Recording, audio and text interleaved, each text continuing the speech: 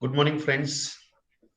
In the last class, we spoke about uh, salary income and we took up some seven problems on salary income. So, this is in continuation with the previous class, and here we are going to take up some more problems on income from salary. So, for doing if you are thoroughly understanding and knowing the rules of income and income from salary, then only you will be able to solve the problems. If you are not aware about the rules and regulations and taxation of all the perquisites and allowances and determined benefits pertaining to salary income, then it is very difficult to solve the problem. So, my humble request to all of you is you should know the rules and regulations, the taxability and conditions of various allowances, perquisites, retirement benefits, and other aspects of salary income. Then only you will be able to take up the problem smoothly and without any problem. In continuation to the previous class, let's take up some more problems on numerical problems on salary income. So the problem is Mr. S. Ramesh Suresh Kumar Mehta was employed in a factory in Anantapur. He retired on 1/1/2020 after completing 20 years, 26 years and 5 months. He had been getting a salary of 43,000 per month and a dearness allowance of 16,000 per month. And the whole amount of dearness allowance goes into the forms a part of retirement benefits. And this salary he was drawing for the last 4 months, 4 years. His pension was determined at 16,000 per month, and three-fourth of the pension was commuted to for rupees 15 lakhs. So out of the total pension, 15 lakhs, three-fourth was out of the total pension. The commuted portion was three-fourth, and which amounted to rupees 15 lakhs. And in addition to pension, he is also getting a gratuity of rupees 10 lakhs. And as per the entitlement of 30 days earned leave for each year of service, he has received on the day of retirement rupees 7 lakhs for encashment of earned leave of 12 months. So 12 months of leave was still unavailed at that time on the day of retirement during the previous year 2019-20. From this, you have to compute the gross total income, salary income of Suresh Kumar Mehta for the assessment year 2020-21, assuming that he is not covered under Payment of Gratuity Act 1972. So, with this background, let's solve the problem. So, basic salary. So, please remember the date on which he is retiring. He is retiring on 1/1/2020. So, he has worked for the months of April, May, June, July, August, September, October, November, and December. So 1, 2, 3, 4, 5, 6, 7, 8, 9. 9 months he will get salary, and the remaining 3 months he has retired from 1st January 2020. So for the rest of the period he will get uncommuted pension. So 9 months he is entitled for salary, because after 9 months during the previous year 2019-20 he has retired. Okay, so basic salary is 43,000 as already shown in the problem. This is 43,000, and dearness allowance is 16,000. So please remember there is a small correction. This is not 16,000, it is 7,000. 7,000. So basic salary is for 43,000 into 9, 3,87,000.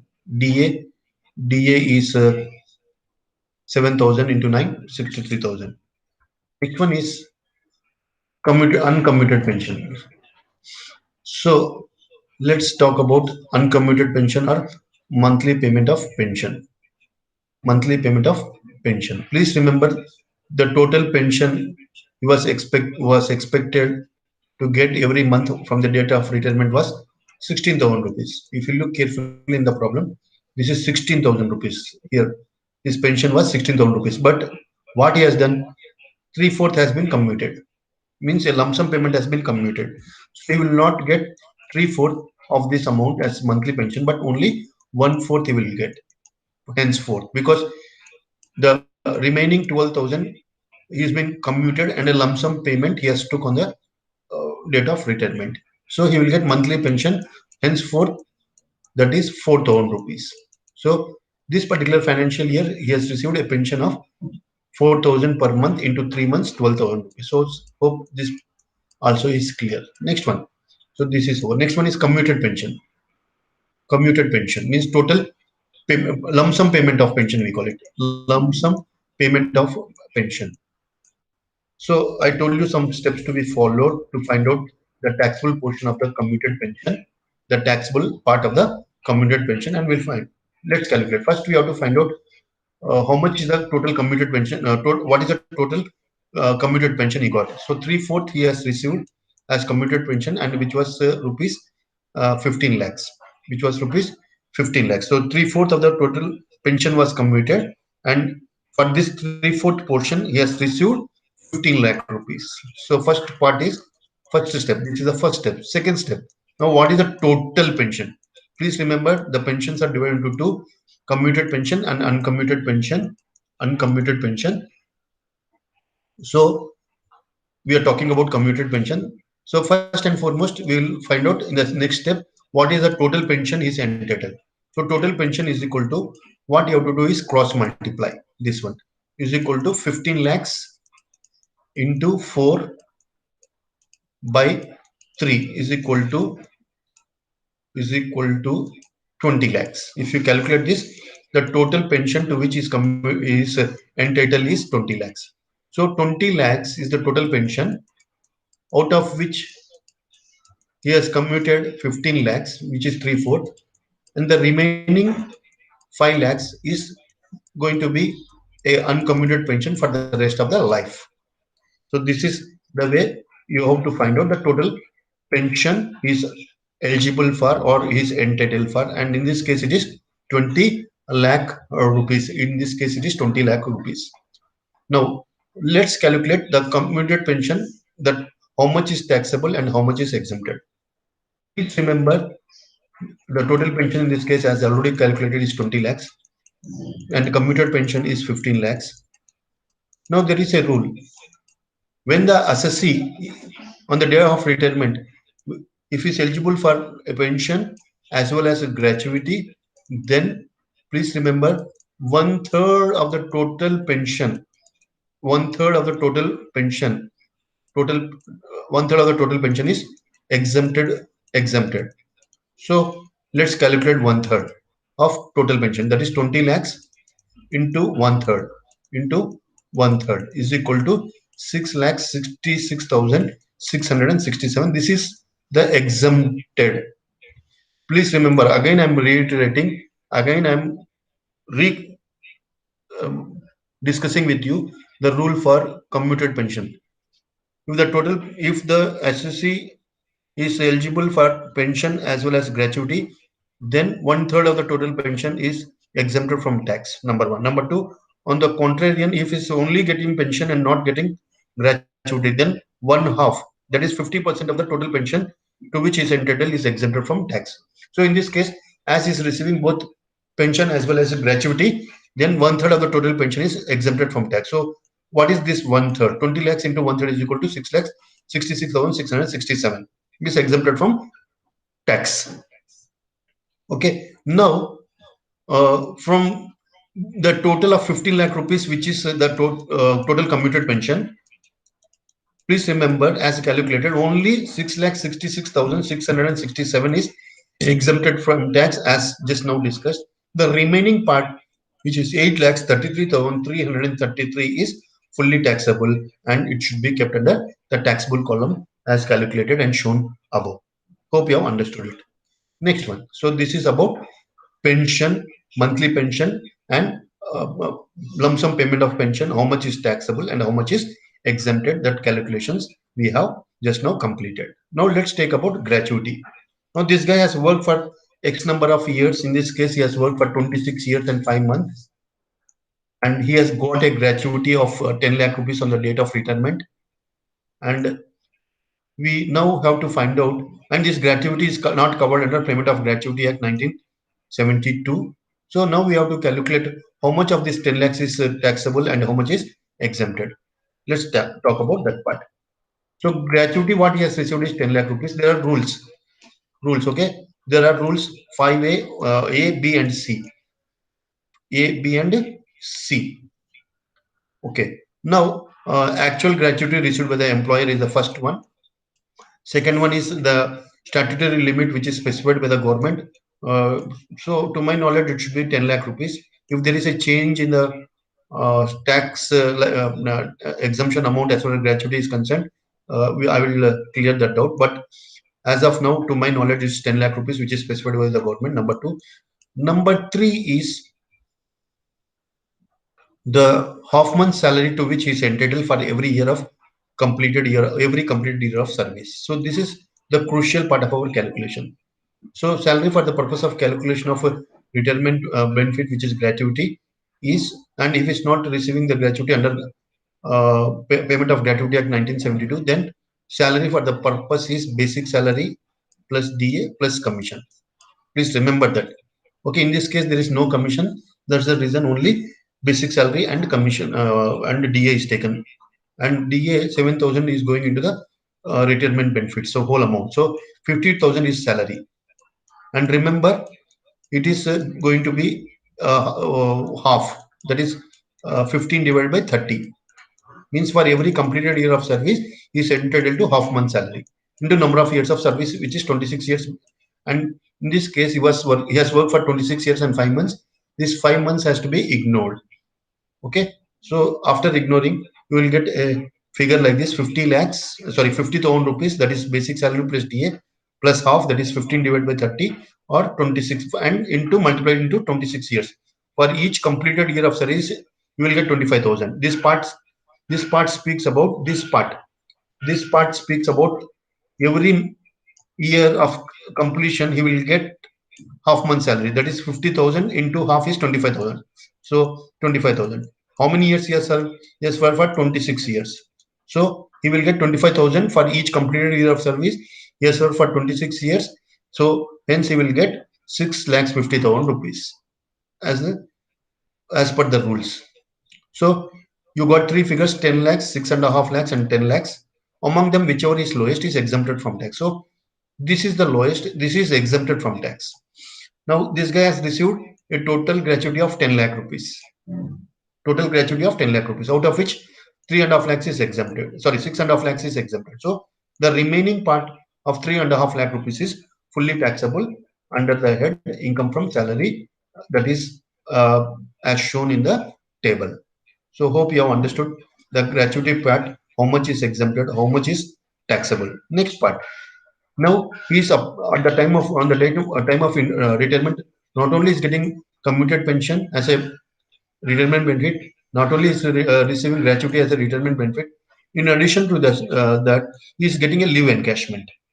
Whatever are the leaves which are still unavailable, he is encashing them and he is receiving leave encashment. Now in this case, let's discuss the taxable part of leave encashment and how much is exempted and how much is taxable. Please remember, in case of a government employee, gratuity received is fully exempted, and leave encashment, if received at the time of retirement, in case of government employee, it is fully exempted. But however, gratuity, just now as discussed, there are application of taxability rules, and accordingly we will find out how much is exempted, how much is taxable. Similarly, if leave encashment is received by a private employee, there are four steps to be followed. There are four steps to be followed. The first one is how much is the leave encashment he has received. So in this case, the leave encashment what he has received is 7 lakh rupees. So 7 lakh rupees is the first item which you have to consider. So this is the first item. Second item is salary equivalent to earned leave. Salary equivalent to earned leave. Now in this case, if you look clearly, the problem states that he has 12 months of leave to his credit on the day of retirement. Means 12 months of leave he is not able to, he has not availed during his service. So these are still uh, still remaining unavailed or to the credit of the assessee. So he will get, in the second case, we have to convert this 12 months into salary. So 12 months into salary. So 12 months into salary. Salary for the purpose is basic salary plus DA. Already we have found out basic salary plus DA is plus commission, but here there is no commission. So 50,000 rupees. 12,000 into 50,000, 12 months into 15,000, sorry, is equal to 6 lakh rupees.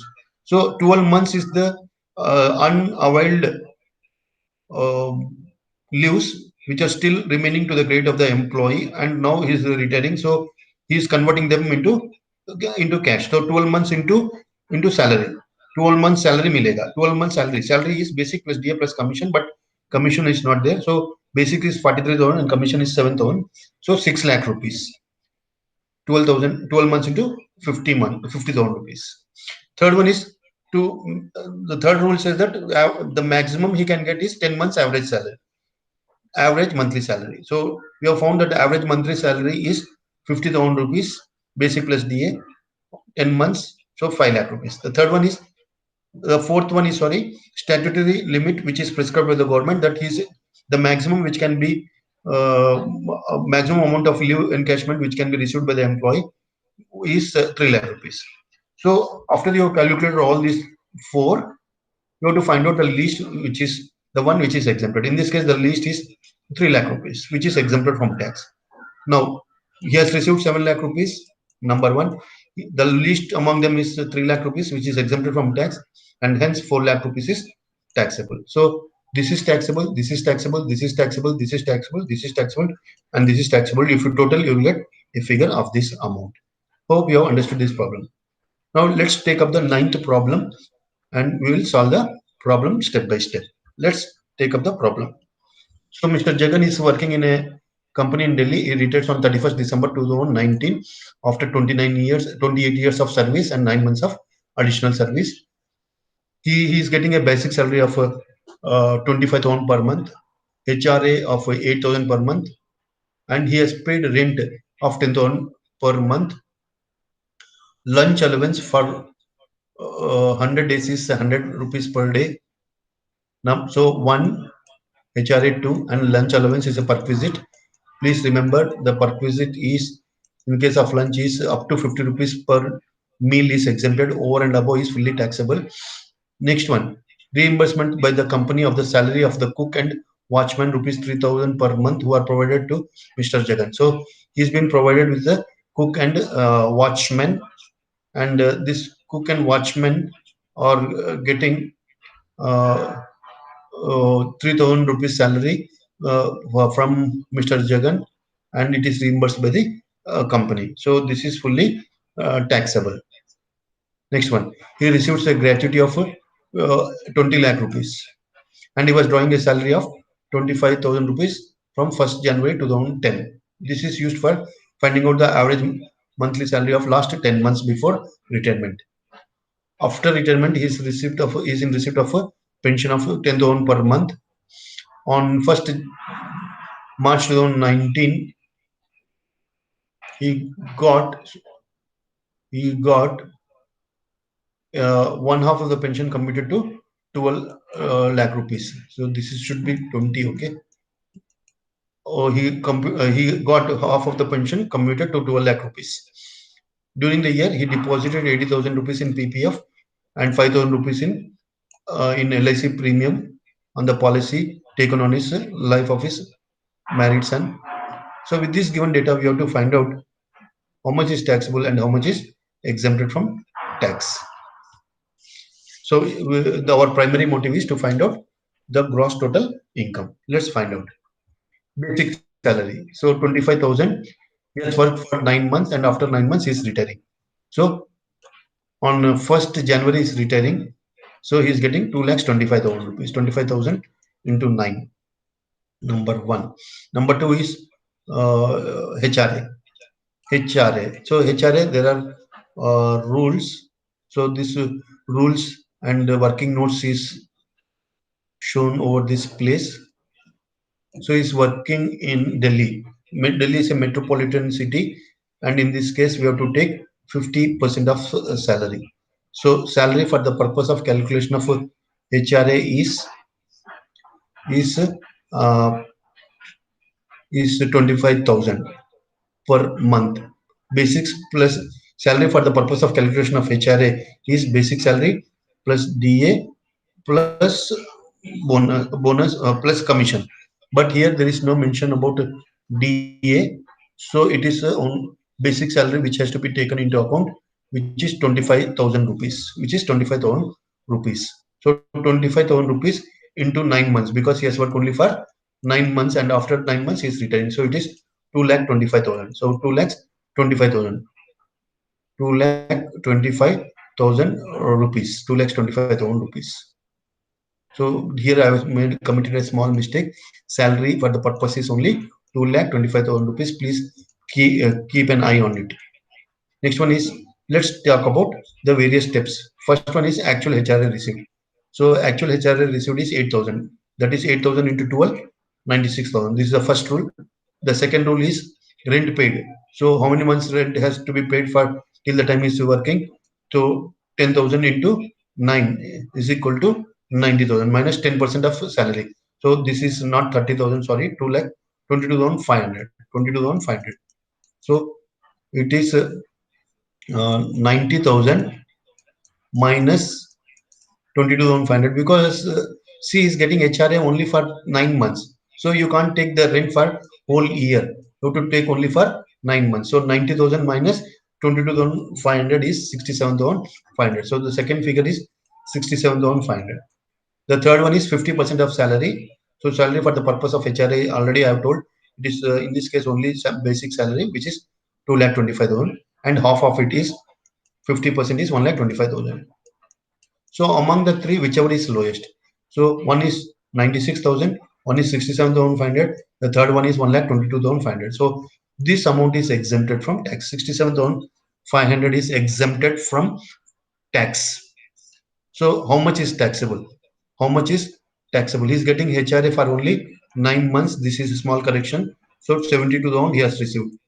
Out of which how much is exempted? 67,500 is exempted. 67,500 is exempted. So in this, you have to replace this by 4,500, which is taxable. Hope you have understood it. Next one. Next one is, so we have calculated basic salary and HRA. Now it's time to look at the lunch allowance. So lunch provided by the employer to the employee at workplace. I told you the rule is that up to 100 rupees per meal is exempted from tax. So over and above whatever is the amount of the meal, the cost of the meal is fully going to be taxed in the hands of the employee. Okay, so in this case 100 rupees was the meal which was provided per day for 100 days. So he was provided a meal of 10,000 rupees. But the rule says that you have to provide only a cost of the meal to the extent of only 50 rupees. So how much is exemption per meal? 100 rupees into 100 days. So 5,000 rupees is going to be exempted. So he has received a meal costing 10,000 rupees from the employer, but out of this only 5,000 is exempted, and the remaining 5,000 is fully taxable. So this is fully taxable. So I have shown the taxable amount. Next one, servant allowance. See, the servant is being hired by the employee, and he's working. The cook and watch are working for Jagan, who is the SSE, and this salary of 3,000 rupees uh, per month for cook and watch on individual basis is reimbursed by the employer. So 6,000 rupees per month is reimbursed by the employer, and this cook and watchman are working for the purpose of Jagan's domestic. So this is fully taxable. So 3,000 into 3,000, 6,000 rupees into 9. Okay, he's retiring, so he's going to get this amount for 9 months. So this is 3,000 plus 3,000, 6,000 is equal to 54,000. Sorry, small error is there. Please take into account. So this is 54,000, which is fully taxable. Which is fully taxable. Hope you have understood it. Next one. Next one is reimbursement is over. Now next one is gratuity. So let's talk about the gratuity part. So let's talk about the gratuity part. I told you there are rules. Actual amount of gratuity received, half month salary for each completed year of service, and 10 lakh rupees as prescribed by the central government. So he is getting 20 lakh rupees. So the first one is what he has received. Second one is maximum amount as specified with the government. Third one is half month salary for each completed year of service, and the salary is basic salary plus DA if DA is forming a part of retirement benefits, plus commission if commission is paid. So here look at this. He has worked for 28 years, yes, and 9 months, and I am assuming that this person is not receiving gratuity under Gratuity Act 1972. So this part is to be ignored. So here salary is 25,000 per month. So 25,000 into 28 by 2 because half month salary. So 12,500 into 28. So 25, it will be roughly around, if I calculate exactly, it is 3.5 lakh rupees. 3.5 lakh rupees. 3.5 lakh rupees. So this is the minimum among the three. So this is exempted from tax. So how much he was receiving? 20 lakh rupees was the amount he received as gratuity, and out of which 3.5 lakhs is exempted. The difference of 6.5 lakhs is 16.5 lakhs is fully taxable. So this is about gratuity part, which is fully taxable. Next one. Next one is pension. Next one is pension. Now look at the case of pension. Now the total amount of pension to which he is entitled, we will see and calculate. Now in this case, he is received in receipt of 1,000 rupees per month as a pension. But however, on March 2020, okay, please remember, on March 2020, half of it was commuted and other half was uncommuted. So for he has retired in on 1st January. So 1st January onwards, he will get 10,000 salary, 10,000 as a monthly pension. But however, in the month of March 2020, he has commuted half of it. So he will, in the month of March, he will get only 5,000 rupees as pension, monthly payment of pension. So for the months of January and February, he will get 10,000 monthly payment of pension, and for the month of March, he will get only 5,000. So 2020 January, he will get 10,000 pension, monthly payment of pension or uncommuted pension. For 2020 February month, he will get 10,000 uncommuted pension or monthly payment of pension. Whereas in case of the March month, he will get only 50% of the original commuted pension, uncommuted pension, which is 5,000 rupees. So total 10,000 into 2 plus 5,000 into 1 is equal to 25,000 rupees. This is the uncommuted pension, and which is fully taxable under the head income from salary. Hope you have understood this part. Now last part is uncommuted pension. Please remember, in case of uncommuted pension or lump sum payment of pension received by the employer, in case of a government employee, it is fully exempted from tax. However, in case of a private employee, there are certain rules to be followed. If he is receiving at the time of retirement, if the employee is a private employee and is receiving pension as well as gratuity, then 1/3 of the total pension is exempted from tax. Whereas in case of uh, if the assessee on the is entitled only for pension, then 1/2 of the total pension is exempted from tax. So with this rules in background in our mind, let's calculate the taxable part of commuted pension. So total pension, half of the commuted pension was 12 lakh rupees. So this is the lump sum payment of a commuted pension what he has received, which is 50%. So obviously the total pension is 24 lakhs. So 24 lakhs is the total pension. Now as he is receiving both gratuity and pension, then 1/3 of the total pension is exempted from tax, which is 8 lakh rupees. So 24 lakhs into 24 lakhs into 1/3 is exempted from tax. So 8 lakh rupees is exempted from tax. Now he's received 12 lakh rupees as total pension, total commuted pension, out of which 8 lakhs is exempted from tax. So the remaining 4 lakhs is fully taxable. So Hope you have understood this problem. There are some mistakes, and that's the reason I'm not totaling this one. So I have corrected, and then you can incorporate and total the amount of money which is exempted from tax.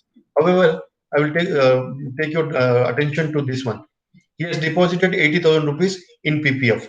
See, this is under section 80C. Section 80C. So if the his total gross total income is, for example, 22 lakhs, so you will get this guy will get an exemption of 80,000 rupees because he has deposited his amount of 80,000 rupees in public provident fund, and which is exempted from to that extent he gets an exemption under section 80C with a maximum ceiling of 1,50,000. So 80,000 he can deduct from the total income. This is number one. Number two, he had paid life insurance premium of rupees 5,000 on his son's policy. So we have to look at the rule whether this guy, if he's a independent person and the life insurance premium is paid on this one, whether he gets an income exemption or deduction under section 80C or not. But however, if this amount of premium is paid on his own policy, on his own life, or his spouse or dependent children, will get another exemption of 5,000 rupees. So 80,000 and 85,000 plus 5,000, 85,000 is the exemption he will get. Or let's talk about the third exemption, the third numerical problem of the day. And the third numerical problem is pertaining to pension and uncommuted pension and commuted pension. So I have already discussed about the rules and regulations. So once again, I will cover uncommuted pension or monthly payment of pension is taxable in the hands of assessee under the head income from salary, both in case of government employees and non-government employees. This is rule number one. Rule number two, commuted pension or lump sum payment of pension, if received by the government employee, is fully exempted in the hands of the government employee. Number two. Number three, in case of a private employee, if the private employee is receiving only gratuity at the time, if he is receiving gratuity as well as pension, then one third of the total pension is exempted from tax. So already we have done two problems. And if the employee at the time of retirement is entitled only for pension and not gratuity, then one half of the total pension to which he is entitled is exempted from tax. We have taken up so many problems. Now let's take up a small problem to understand pension, commuted and uncommuted pension. Let's see the problem. Mr. Manoj is getting a pension of rupees 3,000 per month from a company. During the previous year, he gets his two-thirds of the pension commuted and receives rupees 1,40,000. So two-thirds of the total pension was commuted, and for this he has received 1,40,000 rupees. 1,40,000 rupees. Now he is not a government employee. So if it is a government employee, this 1,40,000 is fully exempted. So there is no solution. There is a direct answer. He is exempted from tax. But however, he is a private employee, and under these two conditions, you have to find out how much is exempted and how much of total pension is taxable. So in the first condition is he has received only gratuity. Sorry, he has received gratuity as well as pension. In the second condition, he has received only pension and not received any gratuity. So let's take up the first condition. When he has received gratuity as well as pension, so he is getting a double advantage. So when he is getting a double advantage, the exemption will be low. Only one third is exempted from tax, and the remaining is one third of the total pension is. So let's take up the problem. So first and foremost, you have to find out. First and foremost, you have to find out what is the total amount of pension. So this is a step. So in this case, it is given that two-thirds of the pension is commuted, which is 1,40,000. So to find out the full pension, you have to cross multiply. When two-thirds is 1,40,000, so 1 is equal to how much? So just cross multiply. 1,40,000 into 3 into 3 by 2 is equal to 2,10,000. So total pension to which he is entitled is 2,10,000. Hope you have understood till this point. Next one. Now in this case, when he is receiving gratuity as well as pension, then one third of the total pension, one third of total pension, gratuity plus pension, one third of the total pension is exempted. So one third of total pension is one third into 2,10,000 is equal to 70,000 is exempted. So you have found out the exemption amount. But how much he was receiving as a total pension, total commuted pension, 1,40,000. So out of this 1 lakh total commuted pension, 70,000 is exempted. So 1,40,000 minus 70,000 is exempted. So taxable is 70,000. Hope you have understood this part. Next one. When he receives only pension and he doesn't receive gratuity, only pension is receiving. So in this case, half of the total pension is exempted because he's getting only one advantages. So in this case, only 33 is percent is exempted. In this case, 50% of the income is exempted. So 2,10,000 already we have calculated total pension. No need to calculate once again into one half or 50% is exempted. So which is 1,05,000. So out of 1,40,000, 1,05,000 is exempted, and the remaining 35,000 is fully taxable in the hands of the employee. Let's take up the next problem. The next problem is pertaining to loan, interest-free loan or concessional loan provided by the employer to the employee. So I have discussed a lot about this particular perquisite provided by the employer and to the employee. If the loan amount is less than 20,000 rupees, there is no perquisite.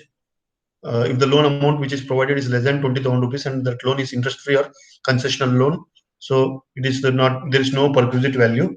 And if the loan is provided for the medical treatment of the employee, her spouse and dependent son and children and parents, then also if the medical treatment is for a prescribed disease as prescribed by assistant commissioner of health like cancer, tuberculosis, etc., it is also fully exempted. So with this problem, let's take up the problem and solve the problem as far as loan provided by the employer to the employee at concessional interest-free loan. So Mr. Raju is employed in Kangan Limited and he has taken a loan of 5 lakh rupees from the employer on 24/2018 and the rate of interest which is charged by the employer for this kind of loan is 4%, and for similar kind of loan SBI is normally going to charge 10%, and the loan was repaid in monthly installment of rupees 1 lakh each starting from 10/7/2018 and the value of the perquisite. Okay, so this guy has taken a loan from the employer, sorry, on 24/2018 for certain number of years. Okay, so 5 lakh rupees was the loan taken. What rate? At a rate of 4%. But this kind of loan, SBI charges 10% loan, 10% tax interest. So if the same loan was taken by him from SBI, SBI would have charged 10%. But he has taken this loan from employer, and because of this employer-employee relationship or employment virtue, he's charged only 4%, and thereby he's getting advantage of 6%. So, but SBI charges only 10%, and the loan was repaid in monthly installment of rupees 1 lakh each starting from. So let's understand and take up the problem. So assuming this is for 2018-19, so 5 lakhs is the total outstanding amount. 5 lakhs into 6 percentage. So he started repaying this 1 lakh rupees from 10/7/2018. 10/7/2018. So this problem is 2017-18 financial year. So April, he has an outstanding amount of 5 lakh rupees. And what is the advantage? He's got 6 percentage. So what is the interest amount uh, which is going to be taxable? See, if I will show you one example, and then you can. If he would have taken it from SBI, he would have been charged per month 5 lakhs into 10 percentage into per month is 1/12. But however, he's taken from the employer, so he's paying to the employer how much? 4% per annum into 1/12. Okay, per month this is what he's paying, but he should have paid this much. So how much is the difference? He got 6 percentage. So this 6 percentage is the value of the perquisite per month. So 5 lakhs into 6 percentage into half is 2,500 is the advantage or the value of the perquisite. Second case, again 5 lakh rupees is the loan which he has taken. To find out, please remember to find out interest. The formula is principal amount into rate into time. That is, in this case I am calculating per month. So 1 by 12. So 5 lakh rupees is the principal amount. Rate of interest is 6% difference. And this is the advantage you got. So that is going to be taxed. Per month it is 1 by 12. So 2500. So June also the same calculation. But in the month of what he has done in the month of uh, yes, repaid and loan was repaid in monthly installment of rupees 1 lakh each starting from 10/7/2018. So 10/7/2018. So in this case, in the month of July, the outstanding is only 4 lakh rupees, 17. Okay, 17. So he has paid on 1 lakh rupees. So the balance amount is only 4 lakh rupees. So 4 lakh rupees. If the same would have been taken from SBI, it would have charged 10%. But in this case, he is charging only 4% by the employer. So advantage he got is 6%. So the value of the perquisite is 2000. In the August month also he is repaid 1 lakh rupees more. So the outstanding amount at the beginning of August is 3 lakh rupees. 3 lakhs into 6% is the advantage he got by borrowing loan from the employee into 1 by 12. So in this case it is 1.5 lakh thousand rupees, which is 1.5 thousand rupees, which is the value of the perquisite. In the September month, in the first of September, again he prepaid another 1 lakh rupees. So the outstanding at the beginning of the September month is 2 lakh rupees. So on this 2 lakh rupees, he is only paying 6%, 4%, and you should have paid 10%. So the advantage what he got, the benefit what he's got is 6%. So 1,000 rupees is the value of the perquisite. In the October month, 1 lakh rupees is the outstanding amount because he paid out of 2 lakh rupees, 1 lakh rupees on October 1st, 2018, and the outstanding amount is only 1 lakh. So into 6% into 1 by 12 is 500 rupees. For November, it is not to be calculated because on November 1st, he has cleared all the loan what he has taken from the employer. So the value of the perquisite is 12,500 for taking a loan from the employer at a concessional rate of 4%, and the 6% is going to be charged. And on calculations, we have come to know the value of the perquisite in case of concessional loan provided by the employer to the employee is 12,500. So hope you have understood the problem of calculation of interest-free loan or concessional loan as a perquisite. Next one is the 12th problem. Let's take up the 12th problem. The 12th problem goes like this. Mr.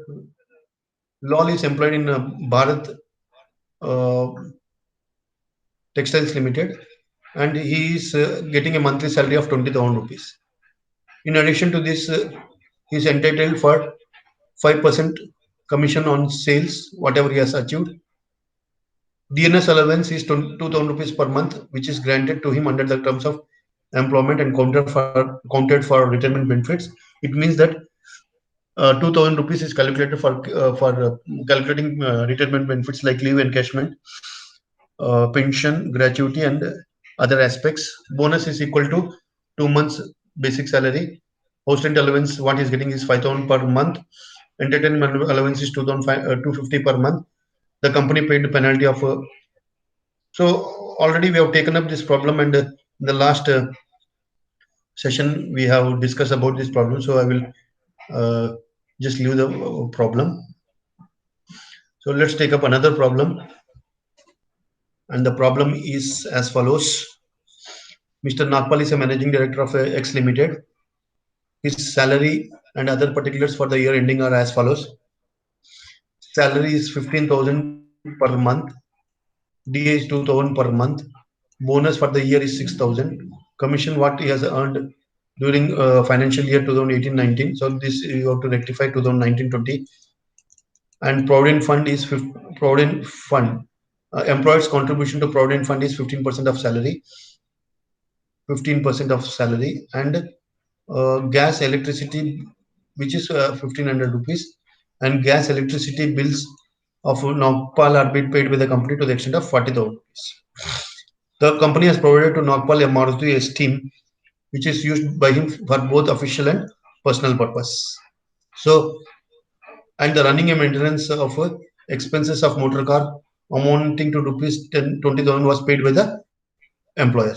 So there is a perquisite because the car is used partly for official purpose and partly for personal purpose, and the car is below 1600 cc and is not being provided with the chauffeur. So chauffeur or driver amount has not to be calculated or taken into account. However, the running of and maintaining of the motor car is taken care or borne by the employer. So there is a rule, and we have to find out the rule and the amount to be taken for finding out the value of the perquisite in such circumstances. This his major son is pursuing his management studies in IIM Ahmedabad. His fees of 50,000 rupees as paid by the employed director of the institution, which is IIM Ahmedabad. So this is one part. He has also been provided with rent-free accommodation at Delhi. So Delhi, the population is more than 25 lakhs. So the requisite value in the form of rent-free accommodation is rent-free accommodation or accommodation is 15% of salary. Salary for the purpose is basic salary plus DA plus bonus plus commission plus fees plus taxable part of allowances plus expenses of the employee taken by the employer. That has to be taken into account. The cost of the furniture. This is rent-free furnished accommodation. So first you have to find out accommodation value, and then we have to find out the furniture value. Then you will get rent-free furnished accommodation value. The company has provided a gardener, a security man, a sweeper, whose salary amounting to such amount has been paid by the company. So this is a perquisite. So with this data, we have to find out the gross total salary income of Mr. Nagpal from the given data. Okay, let's talk about the problem.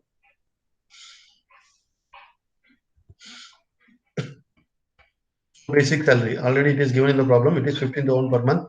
15,000 into 12 is equal to 1,80,000. Number one. Number two, DA is equal to 2,000 per month, that is 24,000. Bonus, which is given in the problem, is 6,000 rupees, and commission is 50,000 rupees. So these are fully taxable, as already explicitly explained to you in the previous classes. So this is fully taxable. Now, let's talk about employees' contribution to RPF in excess of 12%. So whatever is the employer's contribution in excess of 12% is fully taxable. Is fully taxable. So this is how much? Let's calculate. It is 17,000 into 12 into 3 by 100. 3 by 100. So if you calculate, you will get. So how much he was contributing? This employer was contributing 15% of the salary. 15% of salary. 15% of salary. So this is 5,400. After all calculations, it is found that this is 5,400, which is excess and over 12%, which is fully taxable. So this is 1,80,000 is the total. So you can just discard this 1,80,000 into 3 percentage. This is the, he should have contributed only 15 percentage, but he has contributed how much? Sorry, he should have contributed 12 percentage, but he has contributed 15 percentage. So the difference of 3 percentage is over and above. So employer's contribution in excess of 12% to recognized provident fund of an employee is fully taxable to the extent to over and above 12%. So 1,80,000 is the basic salary into 3% is the amount which is excess contribution. So this is 5,400, which is fully taxable. Next one is uh, professional tax. So here it is given the professional tax of the employee is paid by the employer. So this is fully taxable. This is fully taxable. So 1,500 is fully taxable. Please remember that this is the professional tax of the employee, which is taken care and borne and paid by the employer. So this is fully taxable. Gas, electricity bill of the employee is reimbursed or paid by the employer. In this case, it is 40,000 rupees. So this is also fully taxable in the hands of the employee. Next one. Next one is motor car. So if a motor car whose engine capacity is less than 1,600 per month, 1,600 cc, and the motor car is owned by the employer, and the expenses of maintenance and other expenses related to motor car and taker care are borne by the employer, then and if the motor car is partly used for personal purpose of the employee and for the official purpose of the employee as well, then please remember it's taxable amount in the hands of the employee or the value of the perquisite in such circumstances or cases is 1800 rupees per month. So 1800 into 12 is equal to 21,600. Next one. Next one is his children. One of his child is working, is pursuing his education in IIM Ahmedabad, and his tuition fees of 15,000 rupees is been borne by the or reimbursed by the employer directly to the institute. So this is also fully taxable. Gardener and sweeper is fully taxable. This salary is paid by the employer, and these people, sweeper, gardener, and security people are working for the employee. So 6,000, that is 5,000 into 12 is fully taxable. 3,000 into 12, 3,600 is fully taxable. Security man, 400 into 12 is 4,800, which is fully taxable. Hope up to this stage it is loud and clear.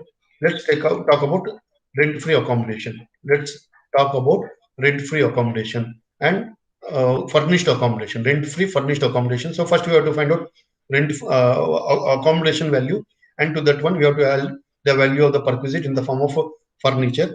So first we have to find out accommodation value, furnished accommodation. So first you have to find out accommodation. So accommodation is provided by the employer at which place.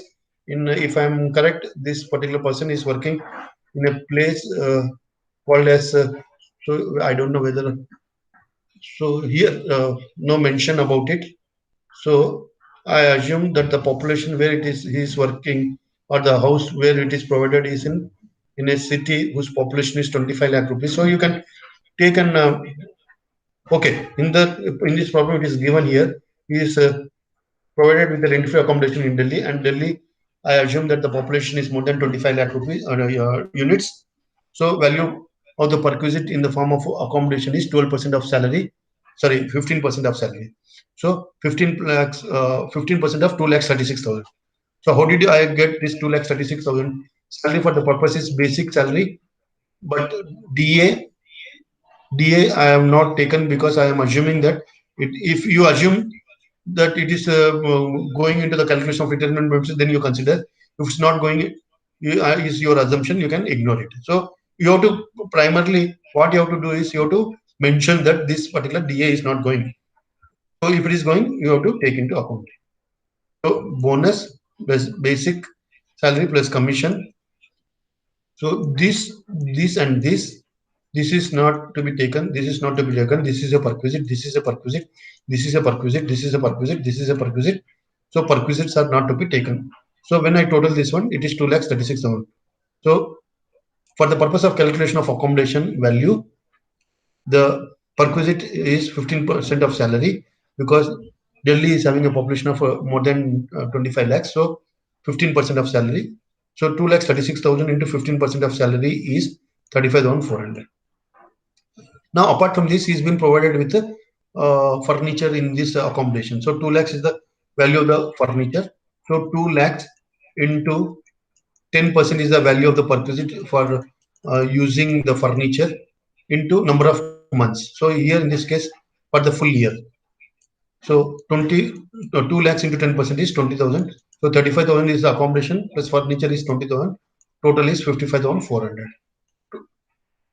So this is the uh, total salary as of now. From this reduced deduction under section 16, if I'm correct, standard deduction of 40,000, even professional tax also to be deducted, and then finally you will get an income from salary, taxable salary.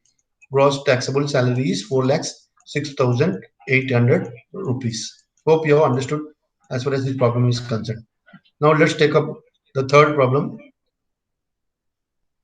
Let's take up the third problem, the 14th problem, the 13th problem.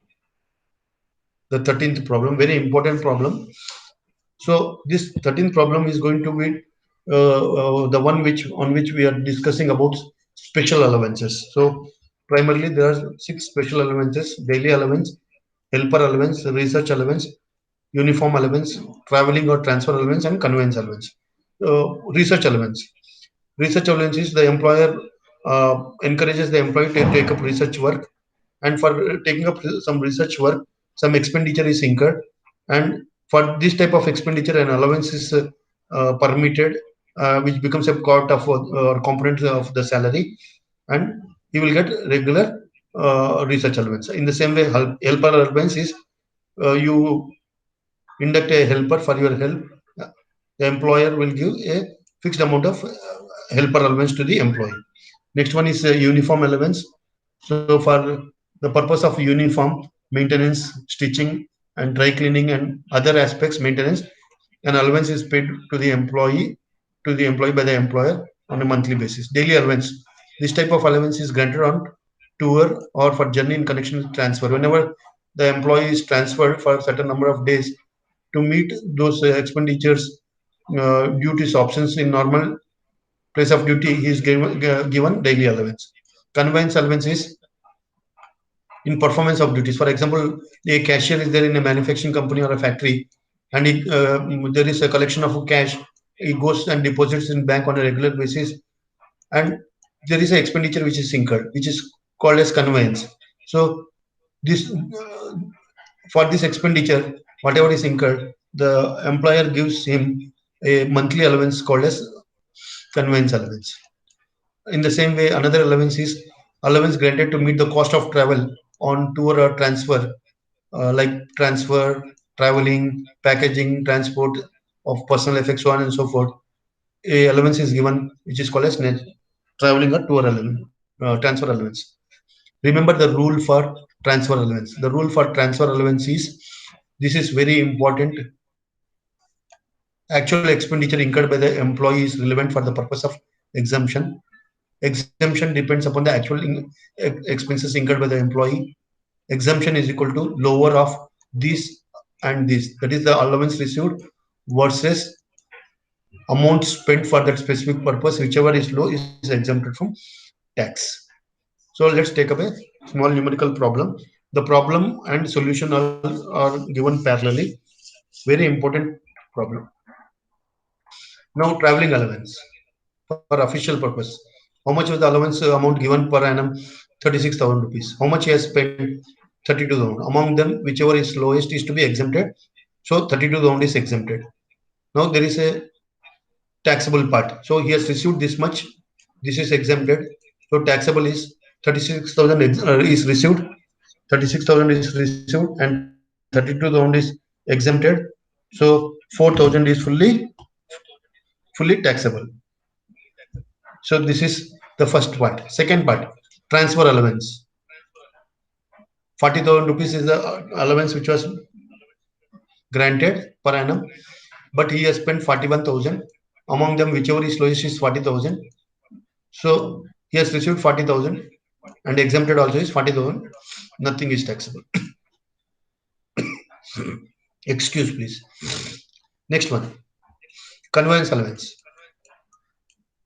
So he was granted a conveyance allowance of 50,000 rupees for the whole year, and he has spent only 42,000. So the lower among them is 42,000. So this is the exempted amount. Out of 52,000, 42,000 is exempted and 8,000 is taxable. Fourth one, helper allowance.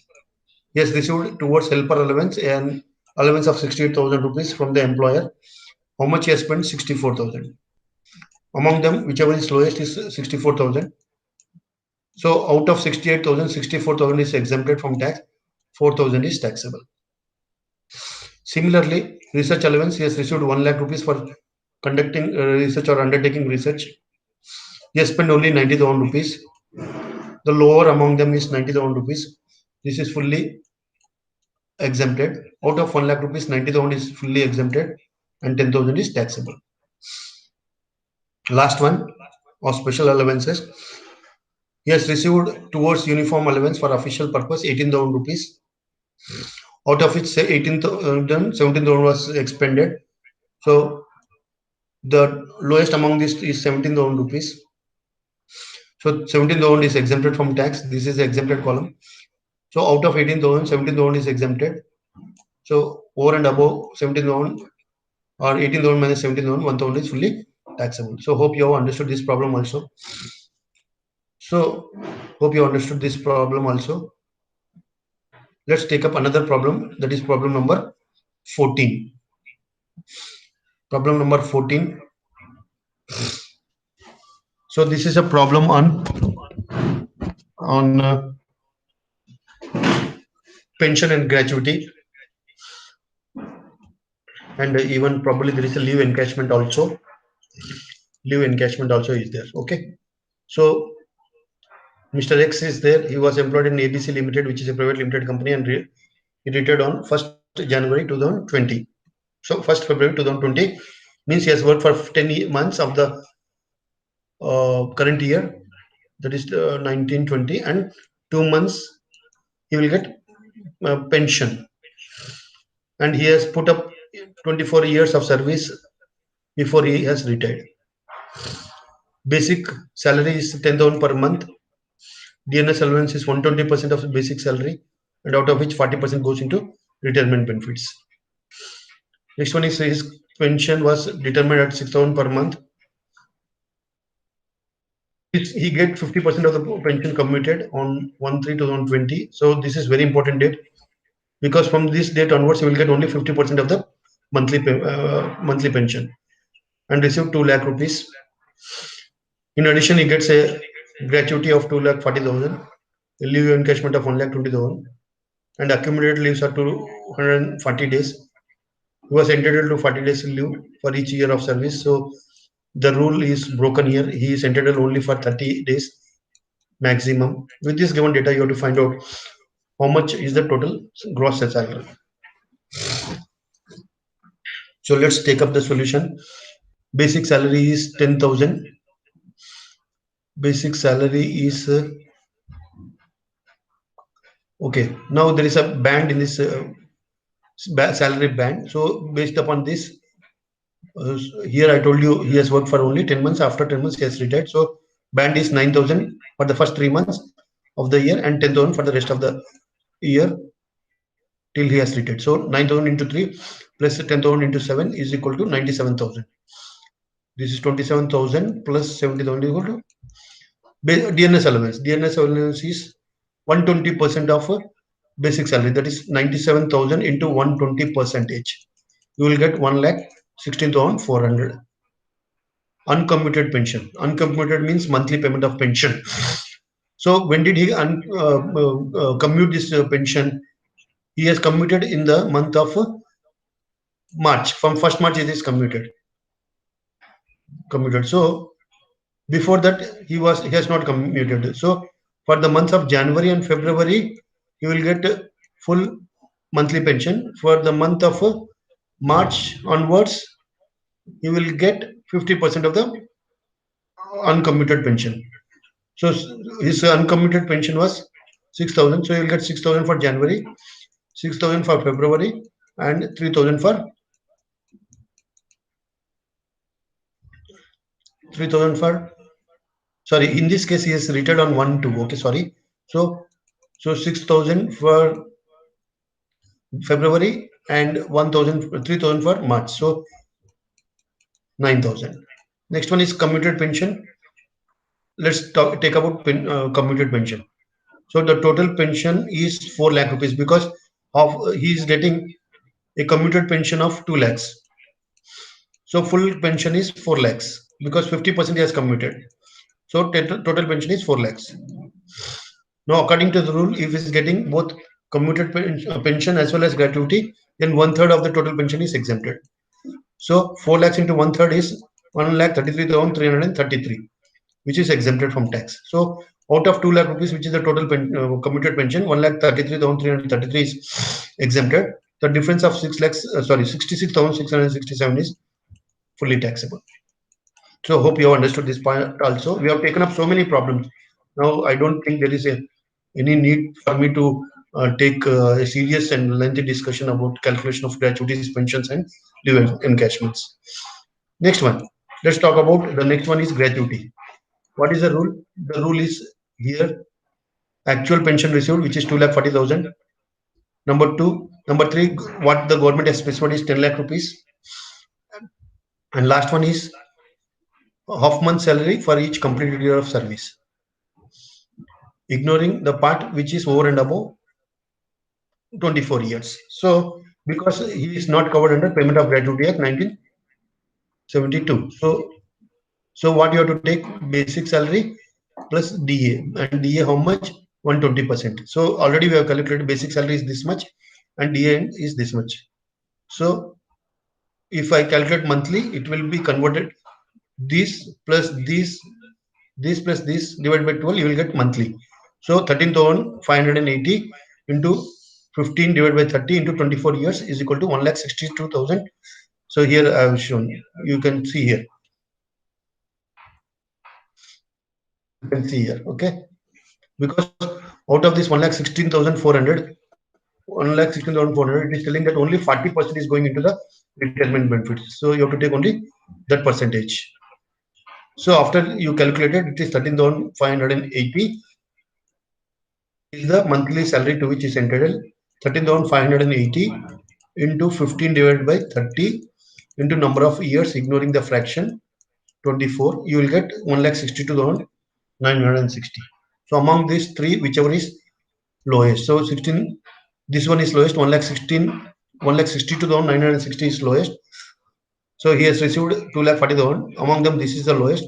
So the difference amount of this much is 77,040 rupees is fully taxable. Next one is leave encashment. Let's talk about leave encashment. He has received a leave encashment of 1,12,000. Accumulated balance was 240 days. Let's talk about the leave encashment. So he has received 1,12,000. Number one, maximum amount specified is 3 lakhs. 10 months salary. 10 months salary is 10 months into salary. I already told it is calculated 13,850, 580. So it is 1,35,800. Cash for unavailed leave calculated on basis of 30 days leave. So if I take this, in this case, is I will just show you. So let's take this third point. So 24 years he has worked. So each year he is entitled only to 30 days is equal to 720 days. But he, how many days he was taking? How much was entitled? 240, 24 years into 40 per year is equal to 960 days. So 960 days he was granted a leave, but according to the government rule, he should be granted 720. So how much is the difference? He has accessed away 240 days, and accumulated difference also is 240. So it is now zero. So hope you have understood this. And let's take about the next problem, which is the 15th problem. The 15th problem is a simple problem on perquisites in respect of a free education. So if any training is imparted by the employer for the training of the employee and the amount is reimbursed by the employer, nothing is taxable.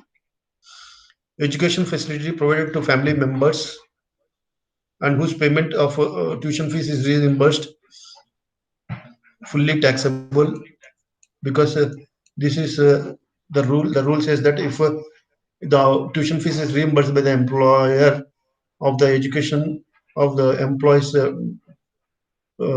family members, it is fully taxable, no exemption. This already I spoke. Education facility provided to the employer of the children of the employee in educational institutions belonging, owned and maintained by the owner or the employer, then up to 1,000 rupees per month is exempted from tax. Over and above, it is fully taxable. And the number of children who can pursue education in these schools which belongs to the employer is employer is n number. Now let's take up a small problem, and with that we will end our discussion on numerical problems under income from salary. The employer has made arrangements for the education of three children of the employee in his own school and has incurred 1,500 rupees per month per child and has recovered rupees 300 per month per child from the employee. So calculate the taxable perquisite of as far as the education provided by the employer to the employee's children in a school belonging to the employer. So in this case, as already told, 1,000 rupees is exempted from tax. So his The cost of education provided is 15,100 per month. So how much is exempted? 1,000 is exempted. So 500 is taxable. However, the employee has paid 300 per month. So now the taxable per month is 200 per month. So for 12 months. For how many children is providing? Three children. So 200 into 12 into 3 is equal to 7,200, which is the value of the perquisite, which is taxable in the hands of the employee. So hope you have understood the problems related to income from salary. Almost 15 problems were taken up for discussion, and I have already I have spoken about the rules and regulations of the allowances and perquisites in my previous session also. So hope the session is fruitful to you and you have enjoyed listening to me.